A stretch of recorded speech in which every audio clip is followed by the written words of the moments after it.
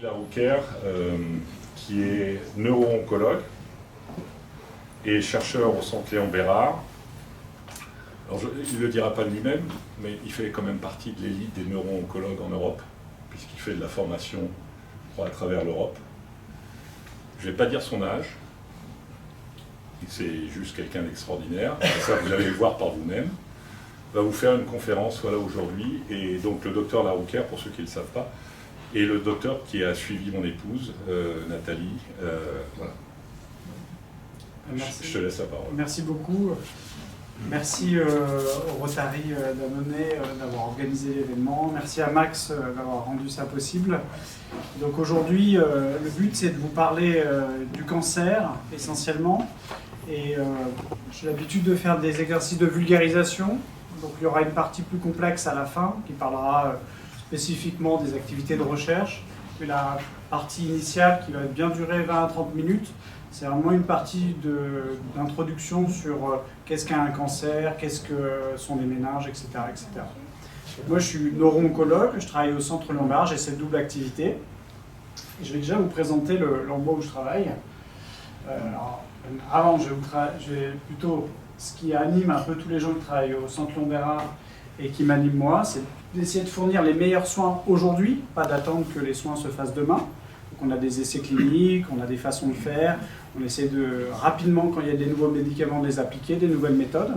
Et puis surtout, c'est de préparer les découvertes de demain, et ça passe par de la recherche. Et on est obligé, si on veut espérer mieux, de faire les deux, parce que si on n'investit pas aujourd'hui, on n'aura rien demain. Le Centre Léon Bérard se trouve à Lyon. C'est un centre qui traite beaucoup de patients parce que, comme vous le savez sûrement, Lyon c'est la deuxième plus grande aire urbaine. Et le centre c'est le troisième plus grand centre en France. Il y en a deux qui sont situés à Paris qui ont plus de personnel.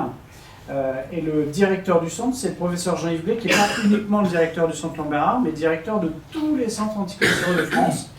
Ils sont tous sous la coupelle d'Unicancer, donc de 18 centres anticancéreux. Donc on a la chance d'avoir le président qui a été nommé pour une troisième fois dans notre centre. C'est le président de tous les centres anticancéreux. Un centre anticancéreux, qu'est-ce que c'est? C'est une organisation privée mais à but non lucratif, comme les mutualistes, et qui a trois missions principales, qui sont le soin, la recherche et l'éducation, la formation des autres. Je vous mets quelques chiffres, comme ça vous vous rendez compte en perspective de ce que ça donne. C'est presque 2200 personnes employées, 700 personnes qui travaillent à la recherche, c'est 40 000 patients par an, c'est 300 lits, c'est 15 000 mètres pour la recherche, 46 000 mètres pour le soin, et presque un cinquième des patients qu'on peut mettre dans des essais cliniques, donc qui sont dans les soins de demain. Et il y a évidemment beaucoup de médecins, d'infirmières qui font tourner l'hôpital. Il y a une particularité au Centre Léon Bérard qu'il n'y a pas dans d'autres instituts, c'est qu'au sein du même endroit, du même lieu, il y a à la fois le Centre Léon Bérard qui est représenté par cette fameuse pyramide, et il y a le centre de recherche, et ça permet à des gens comme moi de pouvoir aller très simplement du patient au laboratoire en marchant 5 minutes. C'est quand même une grande enceinte, donc il y a quand même 5 minutes de marche entre les deux endroits, mais ça permet de faire communiquer les chercheurs et les médecins, et donc de faire avancer plus vite les découvertes. Donc la personne qui est directeur de centre, c'est encore quelqu'un qui est connu, qui a découvert des médicaments. C'est 24 équipes de recherche, moi je fais partie d'une équipe de recherche. On publie beaucoup de publications, on est vraiment renommé. Et comme je vous disais, il y a 150 permanents dont je fais partie. On va parler du cancer.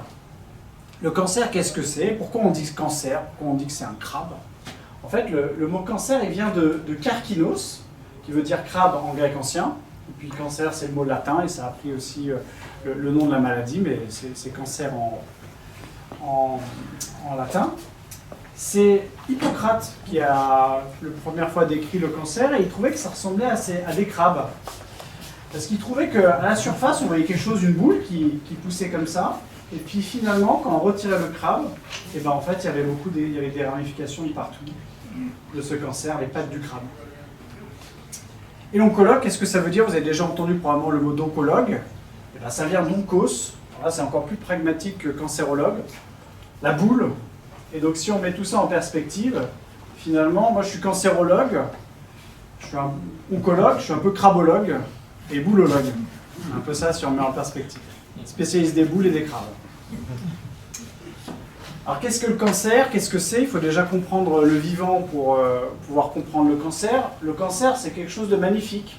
C'est quelque chose qui est une expansion ordonnée, qui mène à la vie. C'est un peu un super programme informatique d'une seule cellule. On arrive à un petit être très bien organisé. Le cancer, c'est un peu l'opposé. Le cancer, c'est une survie, ça essaie de se, mais c'est de façon très désordonnée, et puis qui amène à plus de morts et à la mort. On peut dire que c'est comme s'il y avait un bug dans un programme informatique qui finit par mettre l'ordinateur en surchauffe jusqu'à le faire cracher. C'est ça le cancer. Le vivant, qu'est-ce que c'est? Le vivant, c'est un code, et le code, en fait, c'est l'ADN. Et qu'est-ce que le vivant réellement? En fait, c'est la multiplication de ce code, c'est l'expansion. Le vivant, il veut s'expandre, il ne veut pas rester tout seul, il veut aller on essaie d'avoir de plus en plus de vivants, c'est le principe du vivant. Donc c'est la multiplication du code, la multiplication de cet ADN. Et l'ADN, c'est quoi? C'est un code, alors il n'y a que 4 lettres, hein, mais par contre qui est très long, il fait 3,2 milliards de lettres. Et à chaque fois qu'une cellule doit se multiplier, elle doit copier ce code sans erreur. Parce que s'il y a des erreurs, ça fait des bugs dans le code, qu'on appelle mutation. Et s'il y a trop de bugs ou un bug fatal, ça fait le plantage, c'est le cancer. Et comment on peut faire pour ne pas faire d'erreur en recopiant le code? Ça, c'est la mauvaise nouvelle. Pour l'homme, il y a plein de systèmes de correction de code, mais ce n'est pas possible de corriger toutes les erreurs. Donc il y aura toujours des erreurs qui vont se mettre de code et toujours des mutations.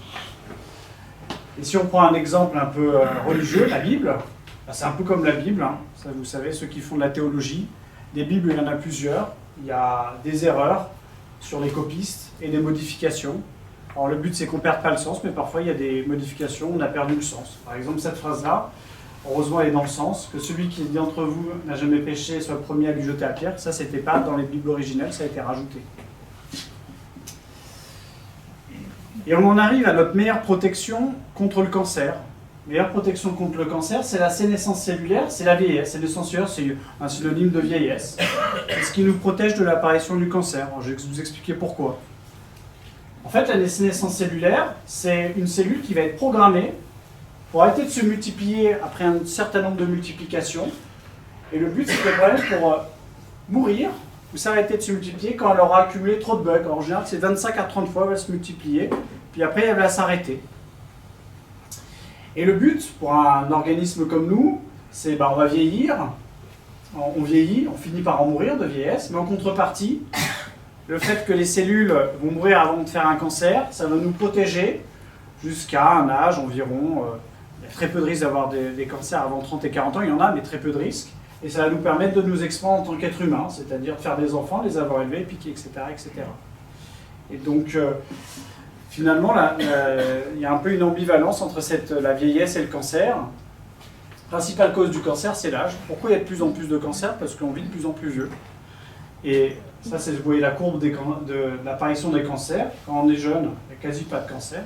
Et puis à partir d'un certain âge, vers 30-40 ans, c'est où ça commence, jusqu'à arriver à avoir un plateau où, effectivement, il y a des risques de cancer et puis on finit par en mourir.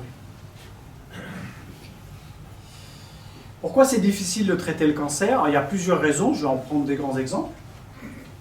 Déjà, pourquoi c'est plus difficile que de traiter les bactéries ou les virus ou les parasites?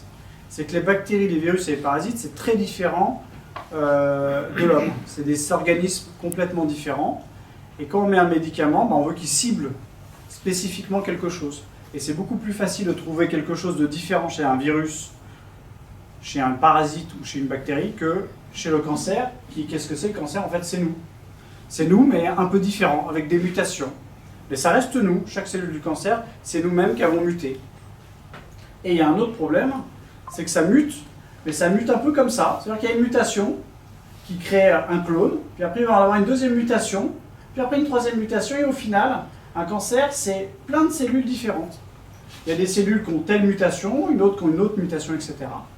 Et pour trouver un traitement, il faudrait arriver à tuer toutes les cellules. Il faut trouver un traitement qui marche pour le vert, pour le rouge, pour le jaune, pour le bleu, pour le orange. Parce que malheureusement, si on tue tout sauf le orange, le jaune, c'est le jaune qui va revenir. Donc c'est pour ça que le cancer est assez difficile à traiter, c'est qu'il est aussi très hétérogène. Il y a une autre chose que fait le cancer pour se propager et aussi résister au traitement, c'est qu'il va se cacher dans notre corps pour ne pas être perturbé par le système immunitaire qui, quand même, qui essaie de le traquer avec les médicaments. Donc il va aller un peu de partout et notamment parfois il va se cacher pour éviter que les traitements l'atteignent. Et quand le cancer il se cache et il migre, et qu'il forme des colonies, c'est ce qu'on appelle les fameuses métastases. Donc on va illustrer un peu ça. Les métastases, c'est un peu comme l'invention de Gengis Khan. Ça part à un point, ça prend des routes commerciales pour aller vite, et ça envahit tout un territoire. Et vite. C'est un peu pareil, le cancer. Et le cancer, il ne prend pas les routes commerciales, il prend le sang, notre système sanguin. Et là, il a des routes de partout. Il peut aller n'importe où dans le corps, quasi, grâce au sang. Alors, il peut prendre les systèmes lymphatiques des glandes, mais le cancer généralisé, comme on l'entend, c'est des cellules qui sont capables de rentrer dans le sang, d'y sortir et de coloniser. Et en plus, parfois, il va coloniser des sanctuaires, des endroits qui sont quasiment imprenables. Je vous en donne un exemple de sanctuaire. C'est la cité des Aztèques, qui est quand même tombée au bout d'un moment, mais qui est à côté de Mexico, sur le lac de Mexico. Regardez un peu la gravure, c'est quasi imprenable. Il faut y aller que par mer, il y a des fortifications, c'était impossible. Et en plus, la capitale des Aztèques, c'était un peu simple, c'était le centre du pouvoir aussi, donc une citadelle imprenable. Et ces endroits qui sont les citadelles imprenables, c'est malheureusement, si jamais elles sont prises, c'est tout un empire qui tombe. Et ça, c'est pour faire un peu une métaphore avec les méninges. Les méninges et notre cerveau, si jamais le cancer arrive là, il va se planquer parce qu'il y a plein de mécanismes pour se cacher dans le cerveau et dans les méninges. Et en plus, c'est un peu le centre de nous, avec le cœur, qui fait qu'il va arriver à faire tomber l'Empire, qui va arriver à nous faire tomber nous. Mais quand même, il y a des solutions. Et ça pareil, c'est une métaphore des traitements qu'on utilise. Cortés, par exemple, comment il a pris la ville? Et bien, comment il a pris la ville, il a coupé les accès à l'eau potable, et il a empoisonné l'eau potable, et il a forcé du coup, les Aztèques à se rendre, et c'est comme ça qu'il a mis fin à l'Empire aztèque. Et donc c'est un peu une métaphore. Dans les méninges, je vais vous le montrer après, ça se trouve dans le liquide. C'est très compliqué quand on injecte des produits dans le sang que ça aille dans ce liquide. Et donc ce qu'on fait, c'est qu'on va contaminer le liquide en injectant directement des produits dans le liquide. Il y a quand même toujours des solutions si on réfléchit bien.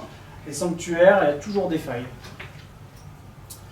Et donc cette fameuse barrière qui empêche les médicaments de marcher dans le cerveau et dans les méninges, alors là je vous ai mis celle qui est la barrière avec le liquide, c'est des barrières qui nous protègent, notre cerveau et les méninges, de tout ce qui peut nous faire du mal. Le cerveau, les neurones, ils ne se multiplient pas, c'est des cellules qui restent pendant toute notre vie, et s'ils sont détruits, malheureusement ils sont détruits. Et donc notre organisme, il a tout fait pour vraiment séparer le cerveau du reste du corps, et c'est pour ça que quand on est malade ou quoi que ce soit, ça monte vraiment rarement au cerveau. Il y a certaines maladies, elles sont rares heureusement, qui arrivent à rentrer dans le cerveau, mais la plupart des maladies n'arrivent pas. Quand on fait une septicémie, et les bactéries, les virus ne rentrent pas dans le cerveau. Les virus ou les bactéries qui vont dans le cerveau, ils sont spécifiquement conçus pour rentrer dedans et passer cette barrière-là. Malheureusement, les chimiothérapies qu'on utilise ou les médicaments, ils ont du mal à passer la barrière. C'est des poisons en fait, ces chimiothérapies qu'on utilise. Et c'est pour ça que pour traiter les gens qui ont les atteintes du cerveau et des méninges, c'est compliqué. C'est parce que tout ce qu'on essaie d'injecter pour les traiter, ça a du mal à aller à la cible, à l'intérieur du cerveau et des méninges. On dit qu'il y a moins d'1% qui arrive à rentrer dedans. C'est pour ça qu'on utilise des techniques de radiothérapie, les chirurgiens, etc. Mais bon, quand même, il y a de la recherche qui est faite. Il y a des nouveaux médicaments, mais qu'on fabrique et qu'on sélectionne spécifiquement pour que ça rentre dans la tête et dans les méninges. Et puis c'est ce que je vous disais, on peut injecter des produits directement dans ce liquide-là, et donc on bypass la barrière. Alors qu'est-ce que c'est que ce liquide? Ce fameux liquide qui va nous amener aux métastases leptoméningées et métastases des méninges. Ce liquide cérébrospinal, c'est un liquide qui se trouve tout autour du cerveau, à l'intérieur du cerveau, tout autour de la moelle épinière, et qu'on arrive à récolter par une ponction lombaire, parce que ça va jusque d'en bas du dos, au niveau de la colonne vertébrale. Et ce liquide, il est au sein des leptoméninges. J'ai mis entre parenthèses que là, ça commence à devenir compliqué. Gardons méninges, il y a les méninges, il y a plusieurs types de méninges, et c'est dans une partie des méninges qu'on appelle leptoméninge, où circule ce liquide. Et ce liquide a plusieurs noms. Alors, il l'appelle céphalorachidien, ça c'est comme ça qu'on l'appelait avant. Maintenant on l'appelle cérébrospinal, mais peu importe. Et ce liquide-là, on en produit énormément par jour, 2 millilitres par jour qui est produit. C'est filtré de notre sang, c'est produit, réabsorbé, produit, réabsorbé. Alors vous dites qu'un liquide qu'on produit autant, il doit avoir une importance. C'est pas possible que notre corps il s'est designé pour produire un liquide à 2 millilitres par jour s'il n'y a pas d'utilité. Et je pense que la plupart de vous ne connaissent pas l'utilité du liquide céphalorachidien. L'utilité, pourtant, elle est hyper simple. C'est pour protéger notre cerveau, et c'est pour éviter quand vous cognez sur le coin du meuble de la cuisine, que directement ça fasse un impact dans le cerveau et que ça fasse saigner. C'est un système d'amortissage, c'est de la physique. Il y a du liquide de partout, et quand on prend un choc, ça amortit le choc, et ça évite que l'onde de choc se mette spécifiquement dans un endroit du cerveau à le briser et à le blesser. Donc c'est un système de protection, c'est un des systèmes, il y a aussi des systèmes de surveillance immunitaire et autres, de nutrition, d'évacuation des déchets, mais ça c'est quand même le système principal, ça permet de nous amortir au niveau des chocs. Ça ressemble à ça, donc il y a l'os du crâne là, le cerveau est là, et puis il y a cette espèce de cellules et le liquide qui circule. Qu'est-ce que c'est que ces métastases leptoméningées ? C'est quand les cellules arrivent à passer cette fameuse barrière et elles se mettent dans le liquide et elles arrivent à y survivre. C'est assez rare quand même et assez spécifique parce que les cellules, elles ont appris à vivre dans le sang et dans les organes qui ont du sang, et là, elles mutent complètement. C'est comme un animal terrestre qui devient aquatique. Et là, c'est vraiment des cellules qui sont différentes des autres parce qu'elles vont s'adapter et arriver à vivre en milieu aquatique, dans le liquide séparé de tout. Si elles le font, c'est pour une raison simple, c'est qu'elles essayent de se planquer des traitements de chimiothérapie, c'est une sélection. Toutes les cellules, on injecte des produits, elles sont en train de perdre la bataille, elles se disent c'est plus possible, il faut qu'on trouve une solution. Elles ne sont pas intelligentes, mais je vous le décris comme ça. Et puis il y en a une qui va arriver à se barrer dedans, et parce qu'elle va arriver à se barrer dedans, et elle ne sera pas atteinte par les traitements qu'on injecte, parce que ça ne passe pas cette fameuse barrière, elle va pouvoir proliférer. Malheureusement, vu que c'est un endroit essentiel du corps, ça va aussi mener à la mort. Donc par définition, c'est quoi? C'est l'invasion des leptoméninges et du liquide par des cellules cancéreuses. C'est ça les métastases leptoméningées, l'invasion de cet endroit-là. La méningite, c'est toujours grave. Et ça, je pense que les plus anciens le savent. La méningite, c'est grave. Et c'est grave que ce soit le cancer, les virus ou les bactéries. Là, je vous donne l'exemple des bactéries. Ça, c'était avant qu'on découvre les antibiotiques. Avant les antibiotiques, c'était 80% des gens qui mouraient quand ils avaient des bactéries qui allaient dans les méninges. C'est extrêmement grave. Après, il y a eu les antibiotiques et on a réduit le taux. Ça, c'était des choses atroces, ça touchait les gamins.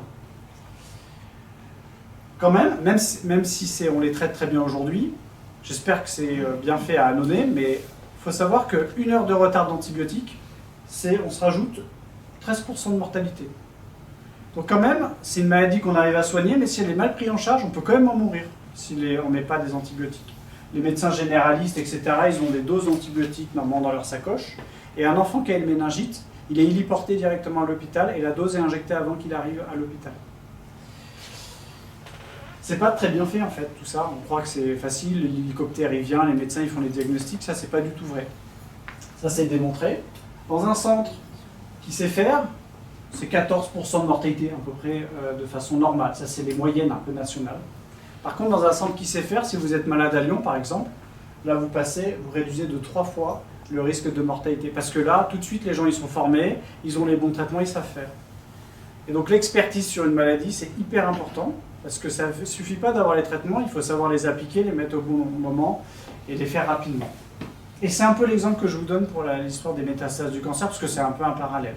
Je n'ai pas tout à fait les bons traitements, mais le fait que j'utilise bien, ça permet d'améliorer les soins. Alors c'est quoi le cancer métastatique? Et on va en arriver aux fameuses métastases leptoméningées de cancer du sein, le sujet d'aujourd'hui. Le cancer métastatique, c'est un peu moins grave qu'avant.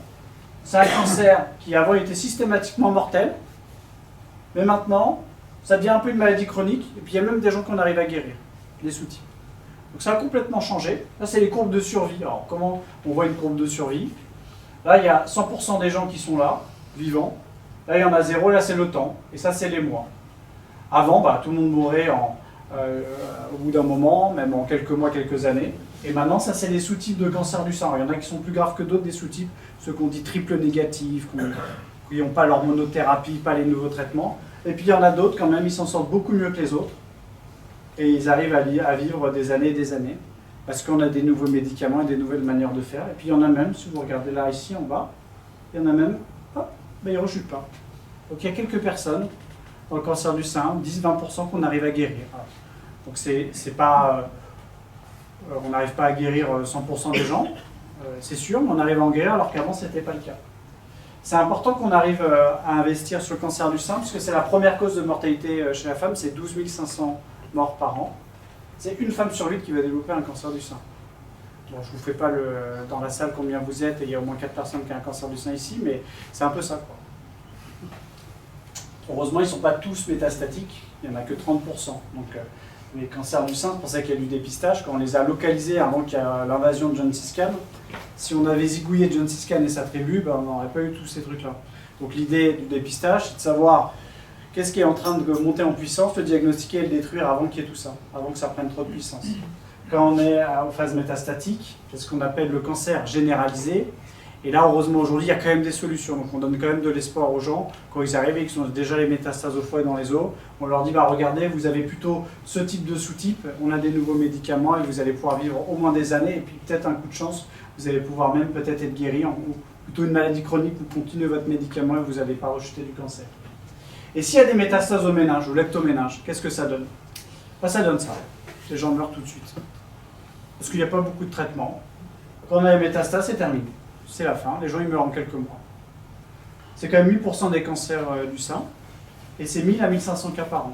C'est beaucoup, hein. C'est 1500 à 15, c'est le nombre de sclérose en plaques ou d'autres maladies comme ça. C'est pas anecdotique.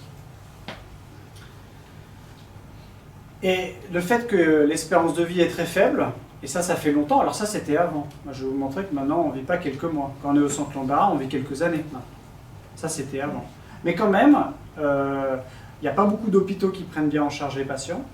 Et vu que ça fait longtemps que les patients décèdent à répétition, eh ben, il y a quelque chose qui s'est créé, une espèce de résignation. Et moi, quand j'ai commencé à vouloir traiter ces personnes-là, qu'est-ce qu'on me disait? On me disait, bah, laisse tomber, elle va mourir. Ça ne sert à rien. Pourquoi tu veux l'embêter, la dame, à faire des traitements? Elle est morte. C'est des gens, ils meurent. Donc, il ne faut pas s'en occuper, il faut appeler les soins palliatifs. Il n'y a rien qui va marcher, c'est sûr. Autant abandonner d'emblée. À quoi ça sert de faire vivre les gens un peu plus, quelques mois de plus? De toute façon, elle va mourir. Pourquoi les embêter? Il faut les laisser partir, ces gens-là. Regarde sa qualité de vie. Elle a des troubles neurologiques. Elle ne reconnaît plus personne, elle a mal partout. Et pourquoi tu veux faire une ponction lombaire? Pourquoi tu veux essayer de faire ça? À quoi ça sert tout ça? Mais ça ne sert à rien de faire des ponctions lombaires. Donc moi, ça m'a relativement plu d'arriver dans ce monde-là parce que je suis profondément révolté contre l'injustice. Et c'est une forme d'injustice de se résigner. D'être résigné d'emblée, c'est une injustice. C'est d'abandonner ceux qui ont le plus besoin. Alors, quelques mois, je vous partage 3 histoires, et puis des gens plutôt jeunes. Alors, je vous prends une histoire d'une dame qui avait 27 ans, cancer le plus grave, le triple négatif. Au début, elle était grabataire. Grabataire, ça veut dire qu'elle est dans un lit, elle ne peut pas sortir de son lit. Les symptômes étaient réfractaires, ils avaient mis des médicaments, de la cortisone, etc. Donc ils m'ont appelé, elle était au centre Lambert, et là on m'appelle, on me dit oui, va mourir, fais quelque chose. Parce qu'elle avait 27 ans, c'était il y a quelques années. Si elle avait eu 60 ans, ils ne m'auraient pas appelé. Hein. Donc là il me dit bon, elle est vraiment jeune, les parents insistent, il faut faire un truc. Je dis bah très bien, laissez-moi faire. Finalement, en la traitant avec les traitements et les soins, réponse complète. Elle a pu même continuer à travailler. C'était une jeune fille très intellectuelle, elle travaillait à l'ONU à Genève, elle s'est venue se faire traiter au centre Lambert. Et finalement, elle adorait le hard rock, elle a même pu faire, donc c'est qui était bonne, les concerts de hard rock là, en Bretagne, 2 ans de suite. Donc si elle fait 2 ans de suite, c'est qu'elle a vécu plus de 2 ans. C'est suite un peu à ce type de patient, quand je suis arrivé au centre Léon Bérard, maintenant il y a 6 ans, on a commencé à me confier les patients et à me donner un peu des fonds et la capacité de faire mon travail. Ça, c'est une dame de 36 ans. Bon, là, c'était facile, elle était médecin, alors ils m'ont tout de suite appelé, ils m'ont dit, elle est médecin, il faut que tu trouves une solution. C'est un peu comme ça, c'est un peu... Donc pareil, elle était grabataire, faction. Donc, moi, je lui ai fait le discours assez simple, je lui ai dit, si mes traitements ne marchent pas, c'est foutu en quelques... Elle était vraiment encore plus grave, je lui ai dit, c'est foutu dans 10 jours, si ça ne marche pas. Mais on va essayer, parce que de toute façon, foutu pour foutu, il faut faire les traitements. Pareil, elle a vécu un petit peu moins longtemps, cette dame-là, mais quand même 9 mois après, ce qui n'est pas anodin, Elle adorait Julien Doré, elle a mis un costume de zèbre, elle était un peu drôle, elle allait faire le concert de Julien Doré en zèbre. Et puis la dernière, elle est toujours là, et je suis très content, parce que pareil, elle était vraiment grave, et elle avait un petit garçon de 4 ans au moment du diagnostic, et c'est vrai que son mari était complètement paniqué, et là maintenant elle est toujours en très très bonne réponse, à plus de 3 ans, elle a fait ça, la rentrée de son fils en CP, et c'est vrai que ça, il n'y a personne qui a cru ça. Donc je suis assez content aussi qu'on a des belles réussites quand on soigne les gens. Alors pourquoi travailler sur ce sujet? Parce que je trouve que c'est vraiment un combat nul.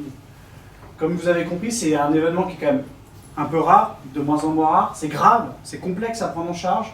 Il y a un impact psychologique qui est profond sur les patients, sur les familles, sur les équipes médicales. Tout le monde est traumatisé. Alors souvent, c'est pour ça qu'on se résigne un peu. Quand les choses sont trop graves, la pauvreté, choses comme ça, parfois on s'y résigne, on ne veut pas trop voir. C'est presque un tabou. Et je vous mets quelques citations qui m'aident à réfléchir à ça. Moi j'aime beaucoup Michel Montagne, les essais. Ce qui est le plus redouté, c'est les choses qu'on ne connaît pas. Et effectivement, donc pour arriver à moins redouter les choses, il faut les comprendre, il faut les étudier, il faut faire la recherche. Effectivement, on ne comprend pas pourquoi c'est aussi grave, etc. Il faut faire la recherche. Claude Bernard, il est plus pragmatique. Claude Bernard, il dit, l'art de guérir, en fait, c'est pas grave si on ne sait pas tout. Il faut quand même essayer. C'est pas grave si on n'a pas toutes les données, on ne va pas attendre d'avoir toutes les données pour traiter les gens, il faut essayer. On ne va pas laisser tomber tout de suite. Il y a Louis Pasteur. Pareil, Louis Pasteur, il dit quoi? Il dit, bon, la rage, c'est une des maladies les plus terribles, c'est terrible la rage. Maintenant, c'est plus une maladie qui cause la mortalité en France. Quand même, dans le somme de détail d'espoir de l'attaquer dans sa cause. Et donc, il avait compris que la rage, pour arriver à comprendre, il fallait trouver d'où ça venait et comment la traiter. Il y arrivait. Et puis Marc Aurèle, je dis beaucoup à mes patients de lire Marc Aurèle parce que il y a vraiment beaucoup de philosophie, surtout quand on a une maladie grave. Meilleure défense contre la justice, c'est ne pas lui ressembler. Il y a beaucoup de phrases, et donc effectivement, si on ne veut pas être dans l'injustice, il faut lutter contre l'injustice. Il ne faut pas être injuste soi-même. Comment on fait le diagnostic de ces métastases? Alors, on fait des IRM, c'est au niveau du cerveau et des méninges. On fait des ponctions lombaires, on pique en bas du dos, dans un endroit qui n'est pas dangereux pour piquer, et on va analyser le liquide pour trouver ces cellules. Alors ça, c'est les cellules de cancer. Regardez-moi la taille de ce monstre. Ça, c'est un lymphocyte, c'est cellules immunitaires. Regardez un peu, c'est David et Goliath. Là. Donc c'est ça, une cellule du cancer, c'est un monstre. C'est une cellule disproportionnée, vous voyez, elle a tous ces petits bras absolument pas homogènes. C'est ça, le cancer. Au centre Léon Bérard, on a un savoir-faire. On fait environ jusqu'à 1000 ponctions lombaires par an avec des injections de médicaments. Et ça se passe très bien. Et c'est comme ça qu'on a pu développer notre activité. C'est que je suis un peu perfectionniste. Et pour bien faire les choses, il faut les faire de A à Z. Et donc dans cette activité de clinique de recherche, j'essaie de maîtriser chaque étape. C'est-à-dire comment il va voir l'infirmière, comment on fait la ponction. Je suis très embêtant aussi, je vais au laboratoire, comment ils analysent le tissu. Je vais embêter les chercheurs. J'essaie de tout contrôler. Le radiologue, je lui demande de faire des séquences différentes, etc. etc.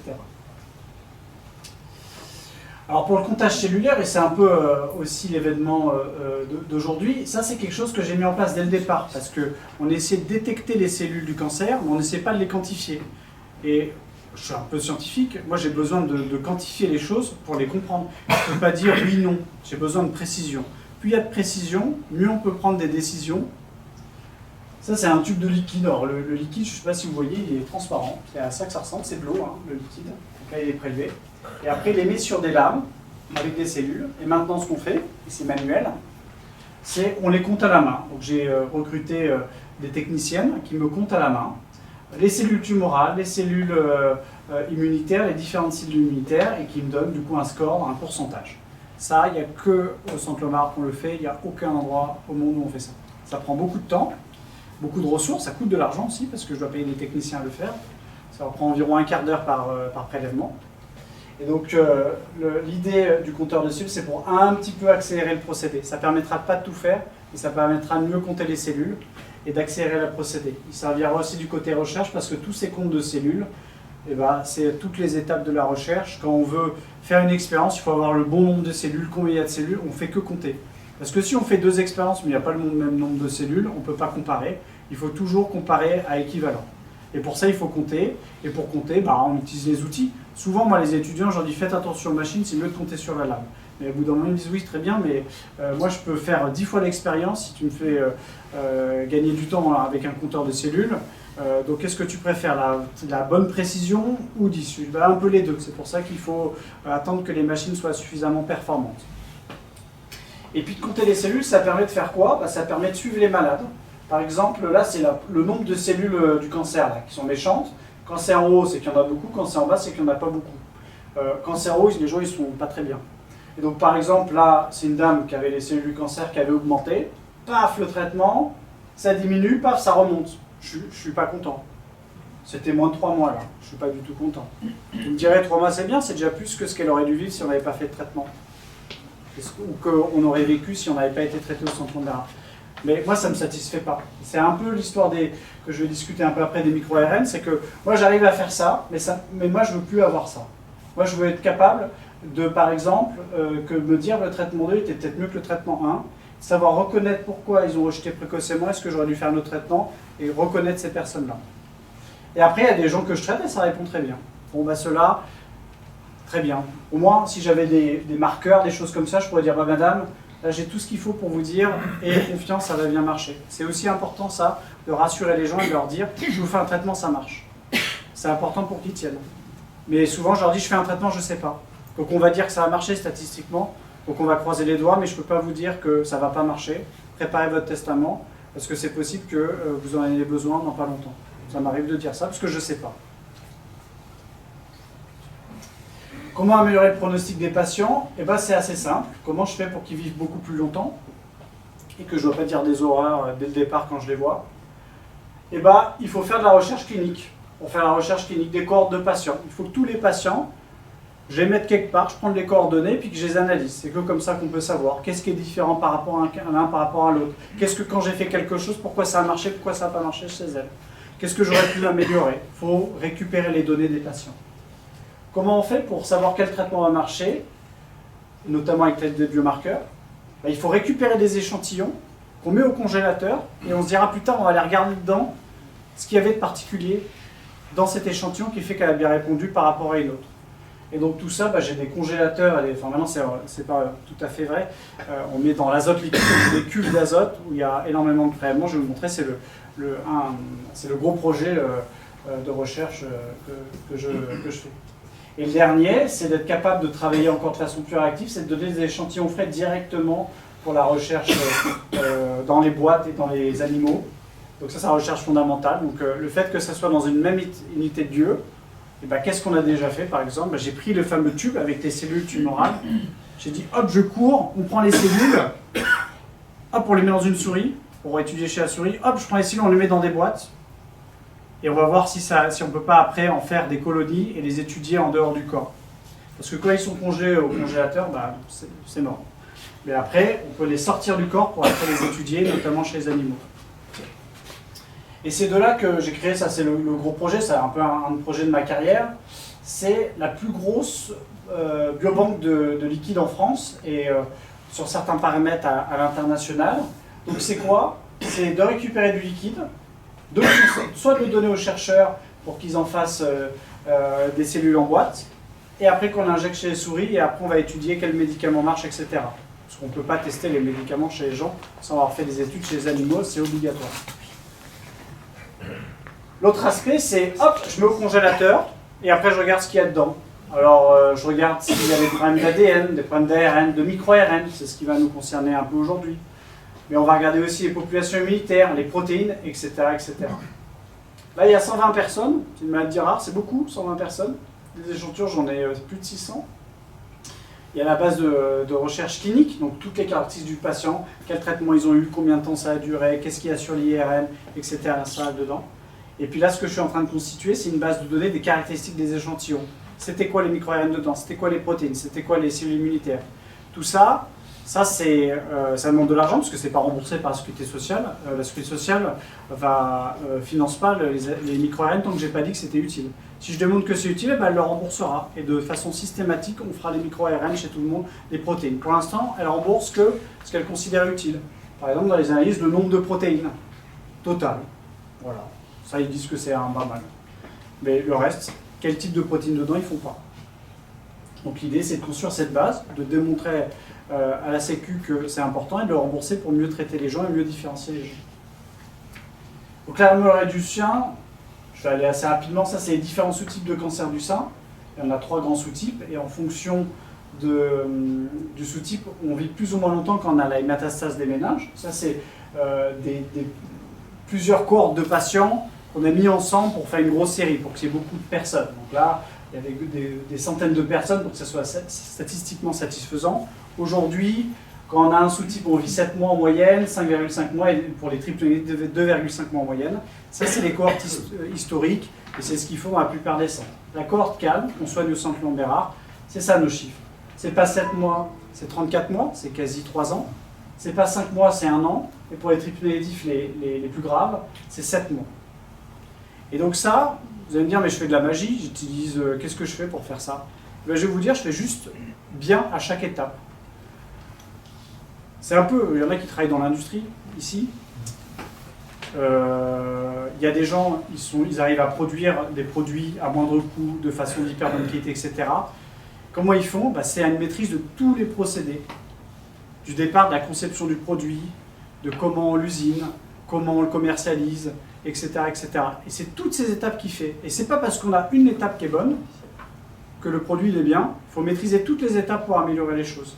Et c'est pour ça qu'il y a des entreprises qui prennent le leadership sur certains produits, parce qu'ils ont été capables de produire de A à Z et des produits que personne n'est capable de faire au même prix, à la même qualité, etc.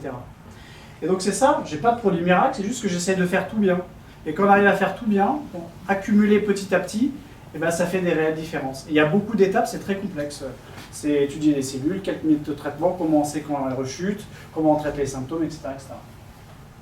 Le laboratoire de recherche, qu'est-ce que c'est? Ben, c'est ce que j'ai constitué là, il y a quelques années. On a actuellement 3 étudiants en thèse qui travaillent dessus. C'est ça qui est un peu notre force de travail. C'est des étudiants qui ont un master et qui veulent devenir chercheurs. Et c'est un peu nos petites mains qui nous permettent de produire du travail. Donc ça coûte cher un étudiant en thèse. En termes de financement, c'est 150 000 euros. C'est 3 ans de formation et donc il faut que je récupère 150 000 euros. Alors il y en a un qui est par le Ligue contre le cancer. Un autre, c'est une start-up avec qui je travaille qui est financée. Puis le dernier, c'est une association de patients à Paris. Ce qu'on développe, c'est des modèles chez la souris. Donc ça, il faut les faire. Ils n'existent pas ailleurs. Il a fallu que je parte de zéro pour les créer. Donc ça, le but, c'est qu'on puisse après les donner à d'autres groupes de recherche parce qu'ils n'ont pas ça, pour qu'ils puissent nous aider à étudier. Donc ça a été financé. On teste des nouveaux médicaments. Il y a étudier la réponse immunitaire. On a été financé par la Ligue le cancer. C'est quoi les cellules immunitaires qui sont dedans? Est-ce que s'il y a plus d'un sous-type, ça marche mieux, les traitements, etc. Il y a criblage de médicaments, donc ça c'est, j'ai pas de financement spécifique, mais on a commencé à le faire quand même.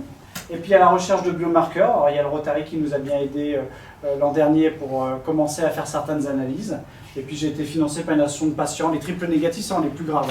Et donc ils m'ont demandé de l'argent pour cibler celles qui, comme vous savez là, les statistiques c'était 2,75 mois, et moi 7 mois. 7 mois c'est vraiment largement insuffisant. Donc d'essayer vraiment de faire un focus sur ces gens-là pour trouver les biomarqueurs plutôt chez elles. Donc les prélèvements que j'ai passés, elles sont plutôt pour les triples négatifs au départ. Donc la recherche de biomarqueurs, bon, il y a plein de choses qu'on peut regarder. Les biomarqueurs, c'est un marqueur qui permet de suivre le cancer, la réponse, etc. On peut étudier les cellules cancéreuses, les cellules immunitaires ou le liquide. Là, pour l'instant, moi, j'étudie, c'est ce qu'on va parler, les micro-ARN. J'étudie plein d'autres choses ici, mais là, aujourd'hui, je vais insister sur là où l'argent du Rotary nous a servi. C'est l'étude des micro-ARN, j'explique ce que c'est dans le liquide. En fait, les micro-ARN, ils flottent dans le liquide, ils sont assez stables, ça permet de la communication entre les cellules, et c'est voilà, c'est dans le liquide.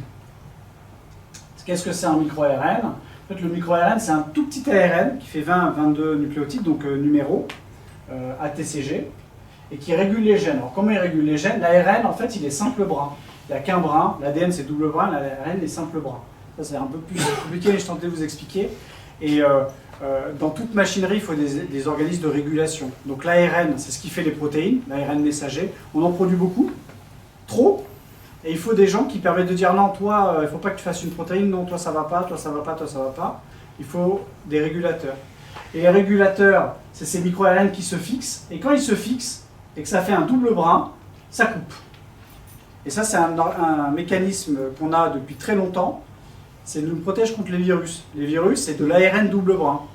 Et notre corps déteste les virus, donc il a des mécanismes, dès qu'il voit un truc double voie, il coupe. Et notre corps est plutôt malin, il a repris ce mécanisme pour aussi couper les ARN et empêcher qu'ils soient produits. Donc un petit micro-ARN, il peut réguler jusqu'à 200 ou 400 gènes et donc protéines. Il y a un rôle dans la prolifération tumorale, parce qu'évidemment, il y a des tumeurs qui disent « Ouh là là, moi je veux produire plein de gènes qui va me faire grossir, etc. Et je ne veux pas être embêté par ces micro-ARN là. » Donc hop, il les enlève. Ou il y en a d'autres, des micro-ARN, qui permettent justement de pouvoir empêcher des gènes qui permettraient de se suicider ou de vieillir, par exemple, que l'ARN arrête de se multiplier. Donc il produit plein de micro-ARN pour empêcher que les cellules vieillissent et qu'elles continuent à proliférer. Et c'est associé aux résistances au traitement. Et ça peut être ciblé. Parce que ce que je peux faire, c'est que je peux par exemple mettre le même que lui. Inverse. Et si je mets le même que lui, je l'inhibe avant qu'il inhibe lui. Donc je fais la même technique. Je mets un ARN, un micro-ARN, mais du sens inverse, qui va aller se coller à lui et il va le couper, avant qu'il ait eu le temps de se coller à l'ADN. Comme ça qu'on les cible. Donc ça peut être à la fois une cible en les dosant, mais après on peut les supprimer ou en rajouter avec aussi, on peut en injecter des micro-ARN. Donc une question que j'ai sur ces histoires de micro-ARN, c'est est-ce qu'avec les micro-ARN, on peut voir des différences entre les patients, les sous-types de cancer du sein, les 3 fameux sous-types, l'aspect des cellules, à quoi elles ressemblent. Alors, je ne suis pas entré dans l'état, mais les cellules sont un peu différentes. Il y en a, elles ont des bras, elles sont vraiment très, très différentes quand on les regarde au microscope. Et aussi, comment c'est sur l'IRM. Il y en a, ça envahit les nerfs, il y en a, ça va au niveau de la moelle épinière, d'autres, ça va dans certains, il y en a, ça fait des boules, il y en a, ça colonise un peu comme de la peinture. Et savoir aussi la différence entre ceux qui répondent au traitement et ceux qui y résistent. Un peu ce que je vous ai montré tout à l'heure. Être capable de reconnaître celle qui va répondre et celle qui ne va pas répondre. Celle qui ne va pas répondre, je vais peut-être essayer un nouveau traitement. Si je sais qu'elle ne va pas répondre, je vais mettre autre chose. Autant pas perdre de temps. Et donc pour faire ça, eh ben, il faut déjà commencer à récupérer ces micro-ARN. Et ça, c'est pas évident. C'est pas évident, et ça, c'est toute notre technologie. C'est que ce que je fais, c'est des choses qui sont très peu faites, en fait. Et on essaie d'être à la pointe. Les micro-ARN, c'est dans le liquide, il n'y en a pas beaucoup.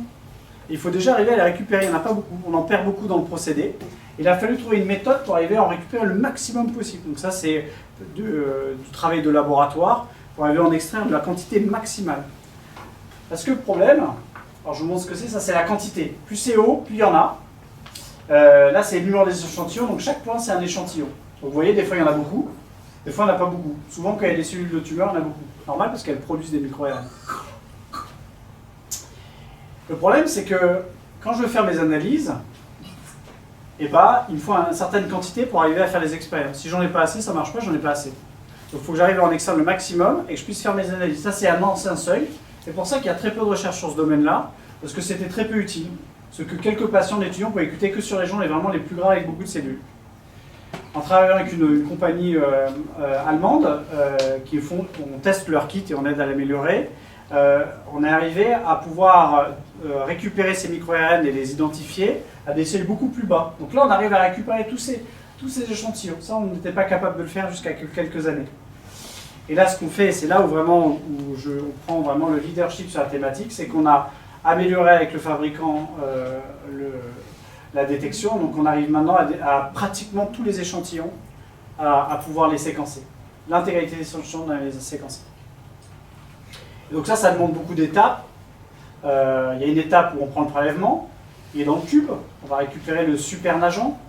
Ça c'est pareil, pourquoi on récupère le supernageant et pas où il y a les cellules, c'est que les cellules, il y a beaucoup de matériel et ça pollue. Et donc aussi, il faut faire attention d'avoir un matériel qui n'est pas avec trop de bruit de fond, ça vous le savez. Quand on veut récupérer du signal, s'il y a trop de bruit de fond, on n'arrive pas à avoir le signal. Et donc je préfère avoir moins de signal, mais moins de bruit de fond. Finalement c'est mieux, un peu comme la photographie et le grain. Il faut purifier l'ARN et puis il faut le quantifier. Ça je vous ai expliqué aussi. Tout doit être, si je veux faire des comparatifs entre deux personnes, il faut que ça soit toujours à la même quantité. Donc si je ne peux pas doser, je vais voir des différences parce que j'ai tout simplement pas dosé la même chose. Donc il faudrait quantifier précisément combien j'ai de micro-ARN. Donc ça pareil, ça demande un peu de technique. On a des techniques de laboratoire assez simples, et ça c'est assez fait, c'est qu'on peut doser précisément un micro-ARN. Ça c'est ce qu'on pourra rapidement, quand on aura identifié quelques micro-ARN, aller chez le patient. Ça peut être vu dans tous les hôpitaux, ça.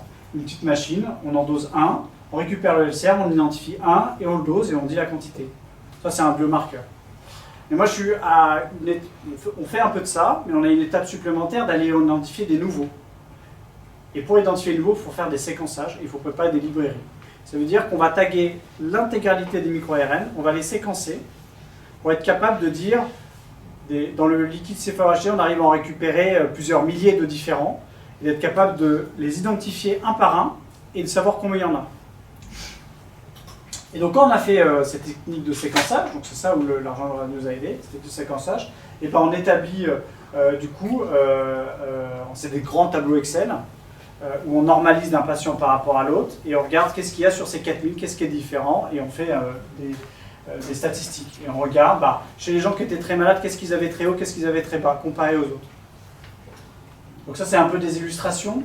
Je ne peux pas communiquer certaines données, parce que c'est des choses sensibles, c'est filmé, et donc il y a des découvertes dedans. Donc il y a certaines choses qui sont... c'est des choses que vous maîtrisez peut-être pas trop, mais pour les revues scientifiques, c'est très long de publier. Et donc on fait des embargos sur nos données pour ne pas se faire piquer des données, parce qu'il y a des gens qui sont très intéressés. Et donc soit on fait un système de brevet, soit on fait un système de propriété intellectuelle qu'on valorise avec les publications scientifiques. Donc ça, c'est des connus, ça. Donc c'est pour ça que c'est un embêtement. Donc on a confirmé des choses connues. Donc on va doser. Donc par exemple, celui-ci, il est assez élevé. C'était connu dans le cancer du poumon. Alors du coup, j'ai regardé si c'était pas dans le cancer du sein. Et donc là, c'est 4 échantillons différents. Et on voit que c'est toujours très élevé quand il y a le cancer. Donc ça, celui-ci, il y a eu des applications en cancer du poumon. Peut-être qu'on s'en servira aussi pour le cancer du sein. Je vous avoue que moi, ce qui m'intéresserait, c'est d'aller de façon plus précise, de faire une combinaison de plusieurs. Parce que quand on fait des signatures, c'est souvent un peu mieux qu'un seul. On gagne en précision. Et ça, c'est à ça que ça ressemble le séquençage. On est vraiment dans autre chose que ces petits dosages. C'est ça le séquençage, c'est ça qui coûte de l'argent. Donc là, on a séquencé, là, il y a 42 patients, c'est notre dernière analyse, 42 patients. Et on va encore plus loin que les micro-ARN. Parce que là, moi, je m'intéresse aux micro-ARN aujourd'hui, mais les échantillons, ils sont précieux. Et quand j'ai utilisé le matériel, il n'existe plus. Donc tant qu'à faire, je ne suis pas séquencé que les micro-ARN. Je vais séquencer des trucs qu'on connaît, qu'on est à l'étape vraiment du fondamental. On ne sait pas encore à quoi ça sert. Parce que aujourd'hui, je n'ai pas le moyen de faire les découvertes, mais avec le temps et puis avec les financements, etc., je vais aller sur des choses de plus en plus inconnues dans l'inconnu. Donc dans le connu, c'est les micro-ARN, donc on les dose, ils sont là. Mais il y a plein d'autres choses qu'on a récupérées, d'autres ARN, dont on ne connaît pas bien les fonctions, et probablement qui sont associés au cancer, qu'on a dosé. Et ça fait des profils, et vous voyez bien que d'un échantillon à l'autre, les profils sont très différents à chaque fois. Et dedans, il y a une quantité de choses qu'on a, c'est pas dosé, c'est séquencé, une quantité, un profil. Et donc là, c'est ce qu'on fait aujourd'hui, là, et c'est le principal travail aujourd'hui, c'est que on met en 3 dimensions tous les échantillons, et on essaie de les différencier, de comprendre sur les profils, et qu'est-ce qu'il y a de différent dans les profils en termes de micro-ARN. Et donc ça, par exemple, ça c'est assez intéressant, ça a été fait sans savoir. Ça veut dire que j'ai mis toutes les données, et j'ai dit, dis-moi si tu arrives à me reconnaître. C'est un peu l'intelligence artificielle. Pas tout à fait, c'est les algorithmes, mais c'est un peu ça de dire, vas-y, dis-moi qui est malade, qui n'est pas malade, qui a répondu, qui n'a pas répondu. Et donc c'est ce qu'il a fait. Il m'a mis des gens là, il m'a mis des gens là, et il m'a mis des gens là. Et on est assez content parce que ça reproduit exactement ce qui est chez les patients. Eux, c'est les gens que j'ai diagnostiqués avec beaucoup de cellules de cancer. C'est ceux qui en ont très peu et qui ont répondu au traitement. Et ça, c'est ceux qui en ont un peu moins. Et donc maintenant, le but futur, ça va être d'être capable d'identifier c'est quoi les caractéristiques de ces groupes en termes de micro-ARN, mais pas que, protéines, ADN, etc. Et encore, là, c'est des multiples dimensions, et après on peut encore rentrer dans le détail. Là, j'ai fait des choses bateau, mais après on peut encore disséquer, est-ce que ce groupe-là, il ne serait pas différent de ce groupe-là, etc., etc. J'en ai fini là pour la présentation aujourd'hui. Je voudrais tous vous remercier, tout le monde. Ça, c'est l'équipe de recherche. Donc je remercie mes collègues, les patients et leurs familles, Max et le Rotary d'Annonay, évidemment tous les donateurs Rotary, et puis un petit mot quand même pour Nathalie, dont je me suis occupé, qui a vécu donc plusieurs années. J'ai récupéré beaucoup de liquide dans cette biobanque, et pour tout vous dire, c'est un des petits points dedans. Et donc ça fait partie des gens qui ont quand même bien répondu, puisqu'elle a vécu plusieurs années. Donc le but, c'est de savoir comment je peux faire pour qu'il y ait plus de gens qui soient comme Nathalie, qui répondent des années, et puis surtout, et c'est là où j'en suis, c'est comment faire pour qu'on ne fasse pas que répondre, mais qu'on arrive à vivre très longtemps, voire guérir. Et donc ça, c'est l'étape d'après. Je remercie tout le monde. Merci.